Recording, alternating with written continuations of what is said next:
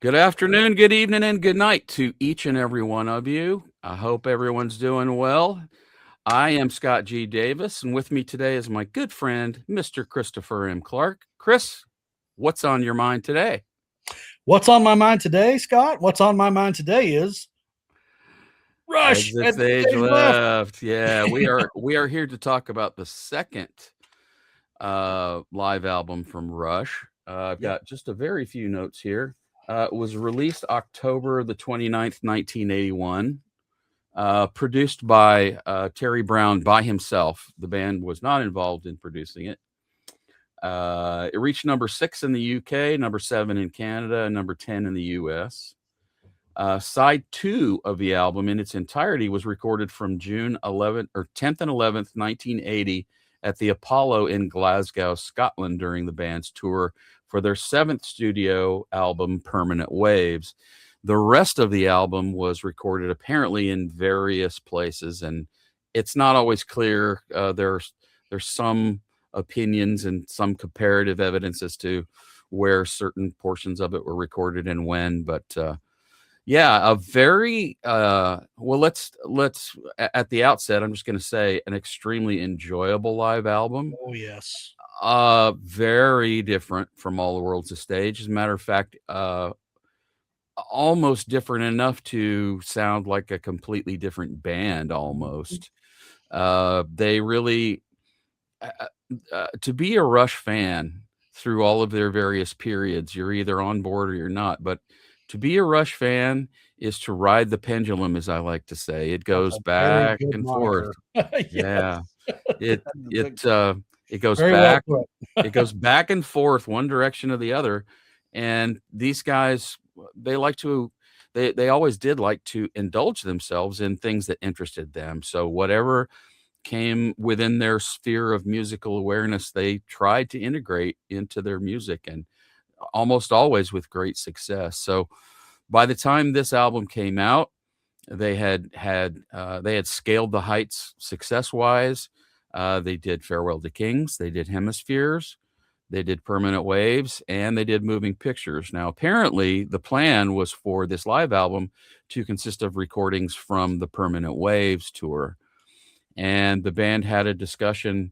I believe it happened in the UK while they were on tour for Permanent Waves, and they were talking about plans for the next live album, and they went ahead and recorded all the dates they had planned.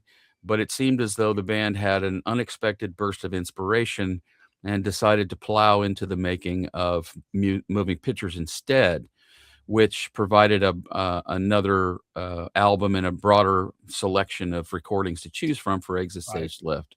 Yes. Exit Stage Left is less a presentation of the concert at the time, because there are a number of things that they were playing regularly in concert that are not represented on this album. Correct. This was one of the albums that myself and my compatriot Stuff and Brian in my first band were breathlessly awaiting to show up. And frankly, when we first got it home and opened it up, we were a little bit bummed because the packaging for All the World's a Stage was so wonderful and so sumptuous, with that triple gate fold and all those photographs. And we were Mhm. expecting something similar, but instead Mm-mm. we got 3 pictures of the band, There they none of are. which you can't see their faces in any of them. And that's Nope. it. That's That it. is it. Yep. Um, But you did get this, the full. Oh, and of course, that's wonderful. That's absolutely wonderful. There's an image from all 8 of their previous records that can be found, Yeah, that's awesome. uh, I loved including how I in love how that folds out. including All the World's a Stage. The stage photograph, Yep. was from a slightly later tour photo. Apparently, that was taken in Buffalo, Oh, that's awesome. but that's there to represent All the World's a Stage. So they had wanted an image to, it was very well put together, but like I said, package-wise, we were quite let down, frankly. I mean, I can see I can see that why that would have well, been we the were case. just anticipating it so hard. I mean, at that point in my life and my close friends' lives, our whole mental and all our days revolved around Rush. We were so excited for this to come out, and we got it home, and open it up, and it's like, well, is that it? Well, That it's like what we were talking about in the previous episode that we did on the other album. Those were your glimpses into the shows that you didn't get yeah, to go to, yeah. and they gave you all of that on in All the World's a Stage and that wonderful packaging, and then they just completely forewent that in this one, and that's a I could see where that would have been a big bummer for you. Well, yeah, and by the time Exit Stage Left came out, I had seen them 3 times, so Right, I had some imagery built up in my head, so, then we put the record on, and we quickly got over the lack of, flashy packaging and let's call it the minimalist nature of right, that packaging, right. and we're just sucked into, the sound of it. Apparently there was a lot of things that were replaced in the studio afterwards. There were Which I'm entire not a huge fan of. I don't like the idea of that, but I well, I understand why they did it, but, there is a website, or not a website rather. I believe there are some YouTube videos that actually, if this person went in very carefully and was able to find where they dropped in some guitar parts, and the explanation from Getty that I read when I was researching this a little bit this week was that there were some areas where guitars were completely out of tune, and it ruined an otherwise fantastic take. so to save the So, full song, they put a tiny little bit in, I guess. yeah, it wasn't like they were overdubbing entire band performances. It was just Right. little bits, but they got very I think the band felt then and, at the time of the release of Exit Stage Left, and has come to express this opinion more,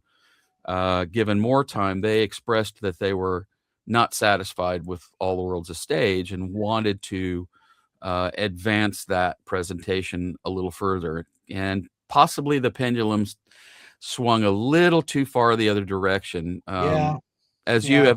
have mentioned in our conversations previously, I think the audience level could have been brought up to add a little more realism to the I think things. it's a problem that they had with it, that Yeah, they Alex in particular has mentioned we were trying to make the sound so good that we neglected to think of the live aspect of it, and there's a lot of times where you could really benefit from a roar of the crowd or being in the crowd that's not that is really not present on this record. You feel kinda like you're disassociated from the crowd, kinda like you're watching it from the stage left or the stage right, and listening to it, and the crowd's muffled quite a bit, and I think that's a bad aspect of it. But the music on it is fantastic, in my opinion.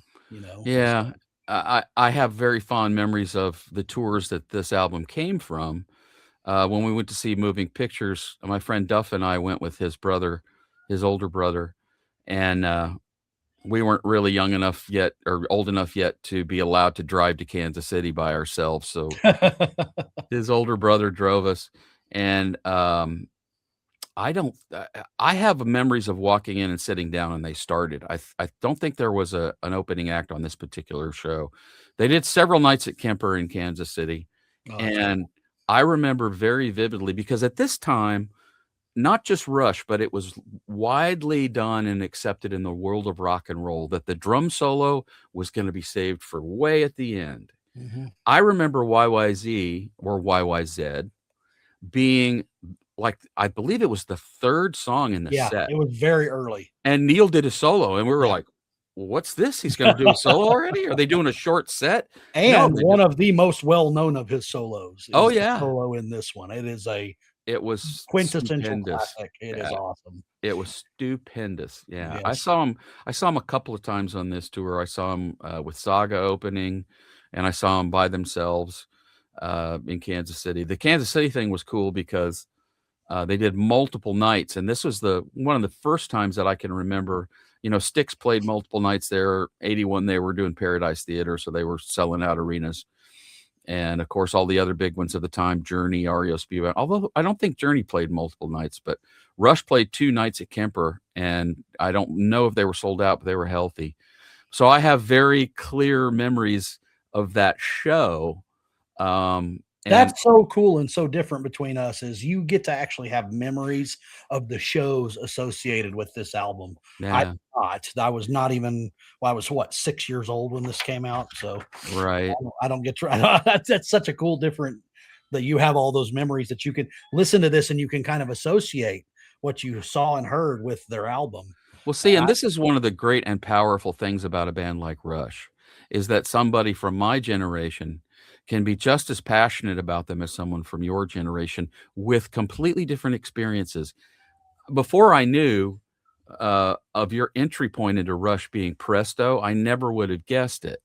You know, right, I knew that you favored that period, sure. and this has happened to me with several bands. My favorite Spock's Beard record is The Kindness of Strangers, and it's mostly because that's the first one I heard. Mhm, that's Your right. entry point means a lot, Mhm. but that's one of the great things about Rush is that they have so completely owned the different parts of their evolution as to attract in a whole. They would lose a few fans, but Sure. they would gain more in return, and there Absolutely. was some. They always kept it interesting. They always kept it moving. So I agree with that 100%.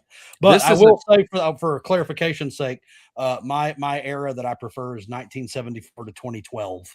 That entire I prefer everything. I yeah. don't even have a single era that I like more than the other. I love them all. I think they're all fantastic.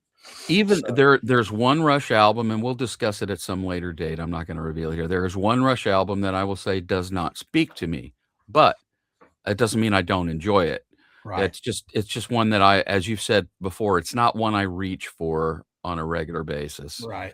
for whatever reason. It never spoke to me. But virtually everything else they've done, I'm one of those guys. I'm one of those writers of the pendulum. I have stuck with them through my very first discovery of the band, Yeah, I through love all them. of their mutations and experimentation and Oh, yeah. all of the different stages. So Exit Stage Left is a wonderful uh document representation. I mean, Mhm. they were careful to avoid most everything that had been on All the World's a Stage. Um Even though they did play a few of those songs. Sure. And then there are a couple of things like Beneath, Between, and Behind Which that they is put from on there. that era, but they Right. didn't play back then. So that, they kept it mixed together. Yeah, I And think it's a very, very well thought out and crafted selection of songs on this record. I yeah, think it's I'll a agree. marvelous representation. It also, in my opinion, a couple of them are the actual versions on here are way better than the studio versions, in my opinion. Yeah, I'll cop to that. I feel like, and this is opinion that is not shared with some of my fellow Rush fans, but I love the sound of the drums in particular on this album. Mhm. The snare and kick drums, the kick drums have this really full Yep. Simon Phillips kind of a thing. Yep. Simon Phillips, everything he does, the kick drums have that Big whoop. unbelievable undercarriage. And on Yep. this particular album, Neil's drums just sound really, really good to me. Yeah. Well, in my one of my favorite versions of any song ever is on this album, and it is Xanadu. The Well, Xanadu live version of this on this record is just unbeatable, and it completely, in my opinion, blows the studio version of it out of the water. Well, it's so funny because that is really Xanadu is that's kind of a lightning rod for this band in a lot of ways because they like to tell the stories of when they first went in the studio to play that song for the microphones for the first time. They ran it all down the bed tracks in one take. Right. And the engineer, I forget which engineer it was, he said, that's a take. It's there. The whole thing is there. How in the hell did you guys do that? That's how refined and well rehearsed they were. Sure. That when they went in to record that they were absolutely positively ready to do it, and Right. they ran that down famously in one take. That's unreal. Now That's unreal. that attitude would come back to haunt them later on things like La Via Strangiata, which they really wanted to run apparently all as one take, but were unable to get a satisfactory I take. think the story was they did it in one take, but it took 44 takes to do it all in one take, something like that. It was like they could not get through it. They had to stop and start again and stop and start again. One of my other favorite stories is when they were recording YYZ, Alex and Geddy couldn't play their parts yet. So Neil cut his entire track by himself. Oh, wow. If you can imagine I that cannot. I compositional cannot mindset, imagine that. when you hear that story, you go, get the F out of town. I know that doesn't You make know? that's unreal to me. That's just unreal to me. Yeah. The thing about Xanadu in particular on this album is that, in my opinion, and other bands have done this. In the Dream Theater. Oh, that's cool. Dream Theater did it in the Count of Tuscany, where they have the very ethereal section. Mhm. Well, the big loud, we're in the forest and the dark chasm of sound that is very prominent on Xanadu as the intro, where you got the birds and the swelling of the guitar and the Mhm. heavy, atmosphere of the keys. That is like so thinly done on the album, on Mhm. the Farewell to Kings album, and so as I've told y'all this, I worked my way backward through the discography, which means I listened to this before I listened to the studio version of Xanadu. Well, this was my idea of Xanadu, and I was like, "Oh Mhm. God, this is amazing!" And then I will never forget. It was one of the most disappointing things that I'd ever heard when I listened to the studio version of Xanadu, because I was like, "This doesn't sound anything like as full and rich and in your face as the live version did." And so I just think they really nailed the live version of it on this, and they got the sound on it completely correct. And I just think they did it perfectly. Yeah, I That's will a big agree that hit. it's I think there are qualities of each of those versions, both the studio and the live, that I find superior. I think the live version is played with a little bit more urgency and a little bit more Mhm. flourish, if you will. Right. There's a stage aspect to it that's a little bit meek on the album. I will say this: when Alex comes in with his ostinato on the Yeah. studio version, that da da da da da da da da da da da da Yeah. da da, in the studio version, that part is way more prominent and has much more punch. In the Sure. live version, it was a little bit meeker sounding, but in general, I agree with you that the live version of Xanadu is it's the whole album kicks like that though. It really Yeah, truly does. Red Barchetta's fantastic live on Yeah, this. yeah, Passage to Bangkok is fantastic live yeah. on this. This whole album is this is, and that's why in my entry of the main big four that we have, this is one of the top ones. I absolutely love it. It's one I can return to anytime, listen to it. It never drops for me. It never makes me go, I don't like that as much as I used to. No, I can listen to this thing, and it's really, really speaks well to me. I also didn't realize this. I don't know if you realized this. I'm sure you probably did, that the bit at the beginning of Jacob's Ladder is actually from the it's from the song called Ebb Tide. Yep, tied, yeah. I did not know that, and I also Mm. didn't realize that when they were doing the production of this at the studio, while it was being produced, was when they wrote Subdivisions Yeah, for they wrote and Freedom. yeah, I didn't they know that either until I yeah. was kind of researching it. So I thought those are two pretty interesting little tidbits about it. I That was written while they were doing that. So I have been on the hunt for years because 'cause I'm obsessive about little pieces of Rush minutia. In the Signals tour program, Neil describes the experience of standing out in his driveway, listening to Getty and Alex's demo of Subdivisions that was created with a drum machine. oh wow, And also, never heard I that. believe The Weapon was another one that was created that way. Okay, And he talked about the challenge of incorporating the ideas they had from the drum machine parts into the parts that he was. I would love to hear. I've never heard them, never found them, don't know if anyone has them, but those demos would be. I would be real interested to hear so would I. what those songs started Because out in as. my opinion, both of those songs, The Weapon and Subdivisions, are two of his most meticulously crafted drum parts. The part to The Weapon in particular, just the way he did everything in an offbeat and an upbeat, and how he played the hi-hat over what he was doing on the upbeats of the snare, but kept the bass drum just going no matter what. And the way he played it live, and you can see it on the Grace Under Pressure, when he's flipping his stick as he plays the weapon. That drum line always was like, wow, that is amazing drum craft. That is Right. amazing. So is Subdivisions. Subdivisions is an extraordinarily well crafted song, but the weapon is well crafted and unique and very different. It does not use the normal, 1 2. I mean, it does in the choruses, but it does Mhm. not in the verses. Right. And yeah, I would love to hear what it was that Getty and Alex had put on the drum machine to give him, to Well, make him that go, that yeah, ins he describes that insistent kick drum on the weapon as something he had to play because of how complex all the other parts were. right. He couldn't It do just the made sense to just stick with that insistent how kick amazing. drum. Just what amazing. That's awesome. Yeah. Yeah, but I do love this record. I do, like I said earlier, I do think it has some flaws. It suffers from, it sounds more like a studio style uh, treatment of a live record than a live record, which they admitted to, and I think live records should be live. You should be able to hear the crowd as though you're in the crowd. As we spoke last time when we were talking about All the World's a Stage, I think that's one of the best things about that record is you sound like you're in the crowd with them. You don't get that. I really don't get that sense on this record, and that's kind of a bummer to me. Sounds Yeah. like you're almost outside the arena or Mhm. off to the side, muffled where you can't really hear it, and I don't really appreciate that aspect of it. Yeah, that's always, the audience might be the softest on on Exit Stage Left of any live album I've ever loved. Usually the audience sound is quite a bit more prominent, but it doesn't spoil it. It just Oh in my no, in my mind it sounds more like a monitor mix. You know what I'm saying? Where right.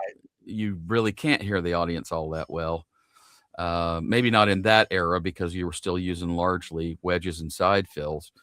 But these days with an in-ear monitor mix, that's kind of more like what you hear. The audience is quite faint in the background. But I think that again that represents that pendulum swing that we were chatting about, It where does, they wanted they wanted the anti All the World's a Stage, and and they that's what got it. that's what Exit Stage Left is.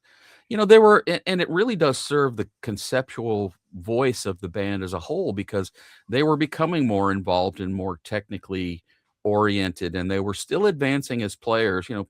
Neil has famously said that he wished at the time he could throw out everything before moving pictures as being just crayon drawings on somebody's refrigerator. Right. He really feels like the album where they became the band they should have and wanted to be was Moving Pictures. I don't agree with that assessment, but I don't either. And you know I'm what? a fan, so I don't think he would have in the end of his life. I don't think he agreed with that either. In fact, and I'm sure you've read this because you're as well read on the band as I am. But in his declining years, when he went back and revisited his catalog, and I remember reading where he told Getty and Alex that he had specifically revisited the older material and told them, "I'm very, very proud of this. I'm proud of the work we did there." I think that is an attitude that he learned. I don't mhm. think he used to have that. In fact, I remember what it was that you were talking about where he said, "Oh yeah, Yeah. Caressa." He specifically mentioned Caressa Steel and said that's like, let's just stay away from it. I don't even want to play anything off of it. It's like crayon drawings on someone's refrigerator. Well, I remember that. that's how he was wired, and, I think one of the saddest things I've ever heard said by any musician I can think of was Neil was doing an interview, and he revealed that unless he had to listen to old Rush records for work, he never went back and listened to them, and, by contrast, I make Myth of Logic records because I wanna hear them. Oh yeah, Yeah, oh yeah. that's part of it, and I do go back and revisit them, and I, you know, And when either we do one where where we're on it together, trust me, I'll be listening to it. I don't.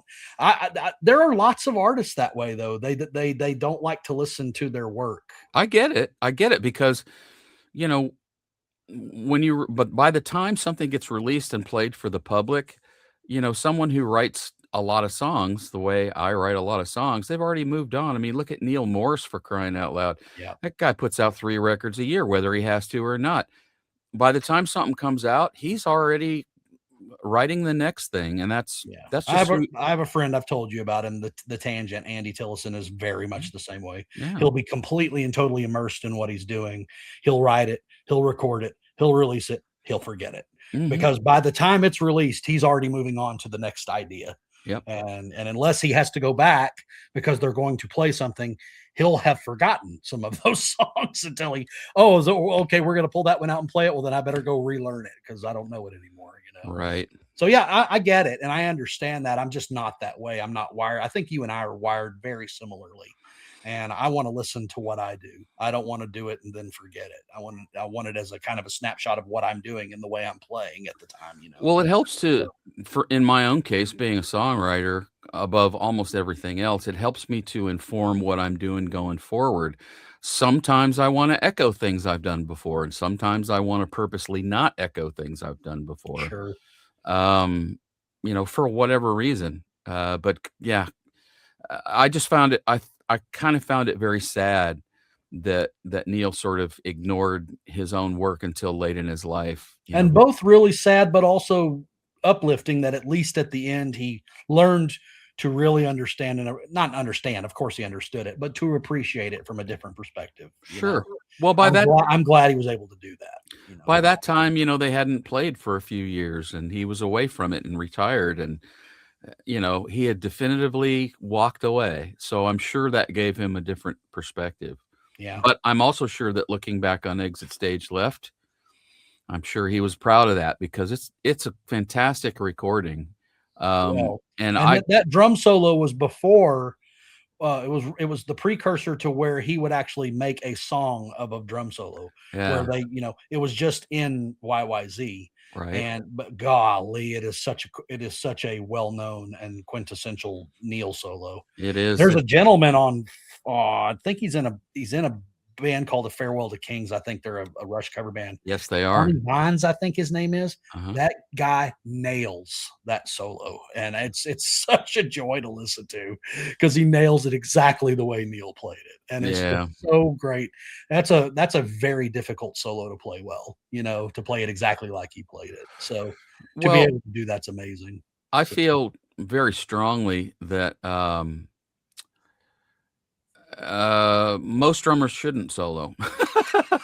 no, I like, for example, and I'm a drummer. I don't want to do it. Most drummers shouldn't solo because most of them go through a set series of motions that has been laid down by the inventors of the drum solo, and they Yep. rarely, it seems, stray from that. Neil went completely compositional in his approach, and that's why I feel like Neil is the only drummer who I can seriously. I mean, I have plenty of drummers who are some of my favorite drummers. I won't sit through a solo. I mean, there's I will sit through them if I like the drummer. But the other day, I'm on a lot of drum things on Facebook, Mhm. and one of them was drum solo, yes or no, and I said only if you were Neil Peart. That was my answer. He's the only one. I mean, I would watch like Gavin Harrison or Danny Carey. I would watch those drum solos because they're so good at their craft. I can appreciate. Wow, look at what they're doing and the amazingness of it. But the only drummer I know who could actually make a drum solo, a song, a compositional piece that was stood on its own as a drum song was Neil. And so, I and would he did argue it that marvelously. I would argue that I maybe have some mental support from some of my favorite drummers. Bill Bruford. I've never heard Bill Bruford do a drum solo. I've heard him play percussion movements along with other percussion instruments Sure. in some of their music. Phil Ahart, he did his drum solo on their second album on a song called Incomudro, Hymn to the Atman. There's a proper drum solo on there. I've never heard Phil ever do any live or in the studio. I've never heard him do another drum solo. I think that your average listener at a concert would just rather hear another song. Absolutely. The drummer, I mean, especially if you make your part compositional, like Neil did, Yeah. you could, and did that in spades. I mean, listen, you listen to this, listen to Xanadu on this, and listen to Xanadu on A Farewell to Kings, and listen to those drum parts. They're the same. Mhm. Tom Sawyer played the same every night. Red Barchetta played the same every night. He made them all compositional, but the difference is that it's a compositional drum piece within a song that people are listening to. They don't. I am a drummer. I love drumming. Let I me don't ask really want to listen. I'd rather listen to a Rush song. than a drum solo. And I loved Neil's drum solos, but if they were said, if someone would have told me, okay, Neil will play a drum solo, or you can put one of their 8 minute long songs in there, give me their 8 minute long song. And I'm telling you that not just for me, but because I know a lot of the crowd would rather hear a song Right. than a drum solo. It's just the way it is. Drum solos are kind of self-indulgent. Not they're not kind of self-indulgent. I'll tell you, they're extremely self-indulgent. Let me ask you a provocative question. Okay. Does Annika play a drum solo? Okay. I hope not. I hope not. Because the night when we see them, and we're backtracking to our first episode, but this is a great question in terms of what we're discussing right now. Right. The Well, night you've brought up his quintessential drum solo, I and just think that there's a tour coming up without him. Does I'll she tell want you to what play? I think would be a really cool thing for them to do. Would be for them to have all over their screens one of his drum solos and she's accompanying him with it. I think that would be cool. Kind of paying homage to his drum solos, but having her play along with it in her way and doing what she does well, and kind of combining the two would be an interesting way to make the drum solo something that people there want to see, because they would, oh god, there's Neil on the screen Yeah. playing one of his quintessential drum solos and she's kind of supporting it in a certain way. I think that's the only way you do it. I don't and I love Annika Niles. I've told you this. I think She's a she's a phenomenal drummer. She's a perfect choice for them. Yep. She's going to be amazing. The show is going to be amazing.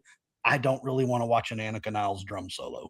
I want to watch Annika Niles nail all the Rush songs that she nails so I well. You know, with a lot of these questions about the current state of Rush, I always I didn't know Neil. I didn't know the man. I know his work very well, but that doesn't mean I know him. right? I have a strong suspicion that Neil wouldn't want her to do that. If Neil were here, he would say, "No. If you're gonna play a drum solo, do you. Don't do me. Do you." The Mm. songs are a different thing. If you're gonna play a solo, Annika, do you. Otherwise, don't do it. That's the first thing that jumped in. It just this whole thing just jumped into my head while you're No, talking about his yeah, drum solo. I I hear what thought, you're saying. "That's a question I haven't heard. Should she or will she?" Dude, I think it's really I think the push is gonna be on so hard for people to hear Alex and Geddy play as many of those classic songs as they can possibly do. You Mhm. know, one of the values to her doing a drum feature is that it'll give Geddy a small break, Sure. you know, during a show at some point. Who I mean, there's so many aspects of that question to be asked. What you're suggesting, I think, would be an absolutely phenomenal thing and probably very, very cool. Well, Sh what I'm thinking of, I'm not. Okay. I both a convergence and a divergence in the same opinion, because I completely agree with you that that is what Neil would tell Annika. Do be you, don't be me. I agree with that. I'm thinking of it from the standpoint of two things. First of all, audiences and what they want, and Sure. B, the fact that this is being billed as a tribute to Neil. Yeah, The yeah, fact that that is a massive part of what they're doing would lend itself to, okay, well, if you're going to put me on the screen and you're going to play along with me, then that's acceptable, you know. yeah, But I agree with you that if it was just her and he taking over his spot, he'd say, make your drum solo yours. Don't do something that I've done. I've done that already. yeah. I completely agree with you about that.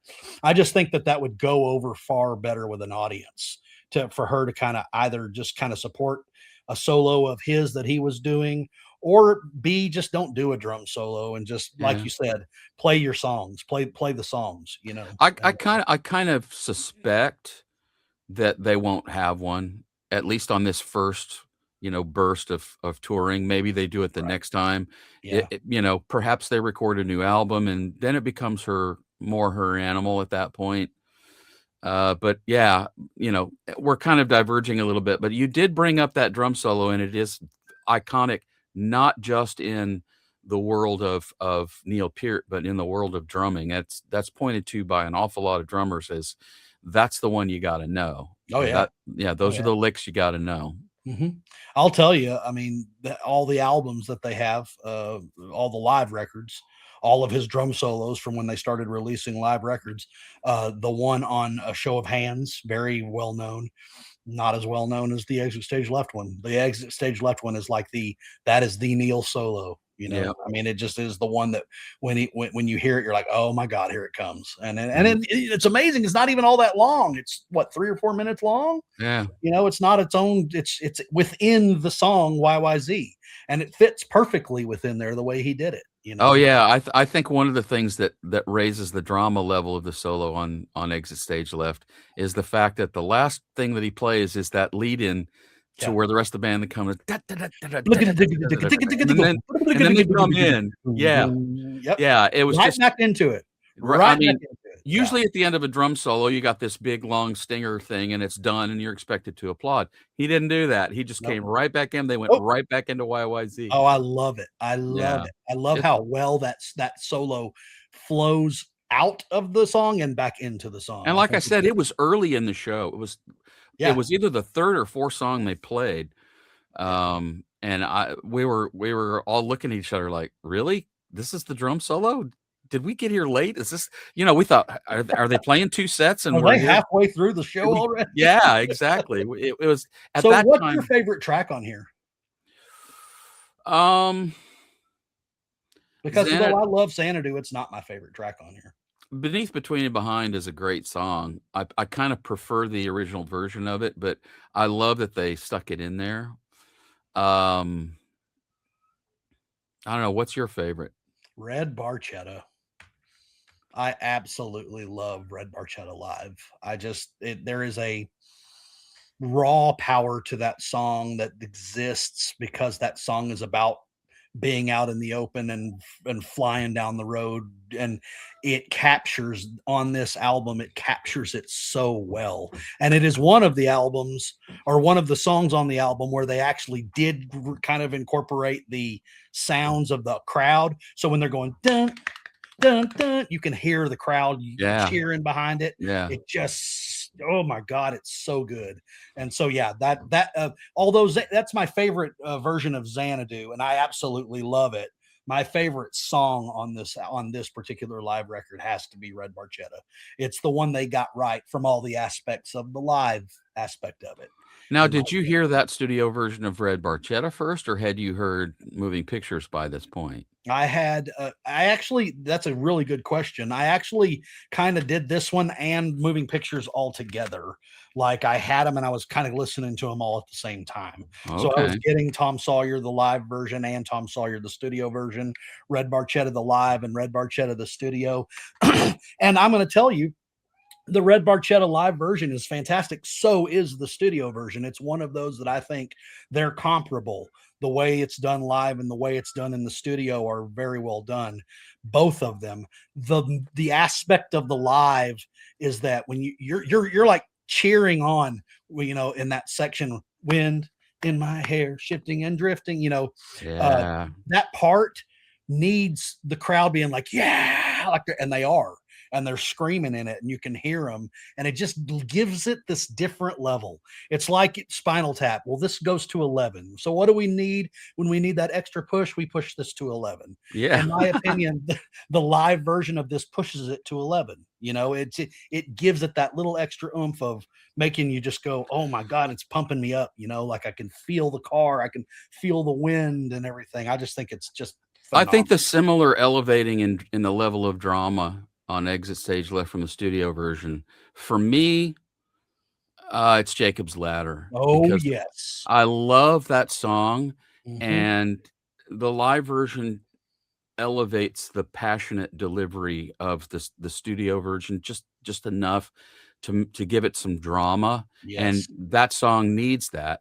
It's such a fun song to play. That's one of the songs we played I love uh, Jacob's Ladder. in my first high school band, and it's all math, but it's very long math problems, and if you lose track at any point, you're screwed. Yeah, you Um, can't, if you train wreck Jacob's Ladder, you've pretty much gotta stop. it's a dumpster fire. Yeah, you can't really get back on track if you train wreck it. It's Yeah, pretty hard yeah.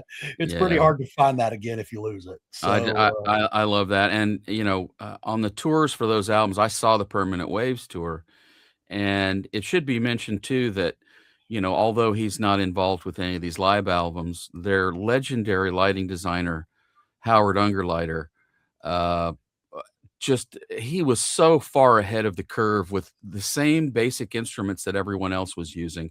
For instance, Rush was the first band that I ever saw that had follow spots on the stage at rear stage left and rear stage right.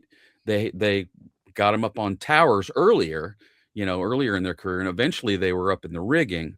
But I'd never seen that before, and it was such a wonderful thing to have Getty and Alex be able to be follow spotted from behind, and not by arena spotlights from behind, but by smaller spotlights up Sure. close. It was Yeah. his lighting designs were always very effective and added to that power. And when Oh, I yeah. hear these live versions like Jacob's Ladder, that middle section and the patented Ungerleider, beams coming down, looking like a Stairway to Heaven coming through the clouds. Right. It was Yeah, that song in particular has a lot of imagery with regard to how it's written. without very many lyrics. Right. It's designed to be atmospheric, and it's designed to be thunderous and for the light to break through. And so that's probably another reason why it's so good live, is because you can give visual to that you don't get to see when you're listening to the studio version of it. It's a great studio version. I love the song. Oh But yeah, I think it's another one love of that those, album. it serves itself so much better live. And they knew that. On R40, that was one of the ones they pulled out was Jacob's Ladder. They played it Yeah. because it's got such great stage value. Yep. It serves itself well from the light in the sky and the breaking through the clouds and the thunderheads. These are Mhm. all things you want to see, and you kind of see them in your mind when you're listening to it. Well, you get it live, and Ungerleider and company did a marvelous job of showing it to you. Mhm.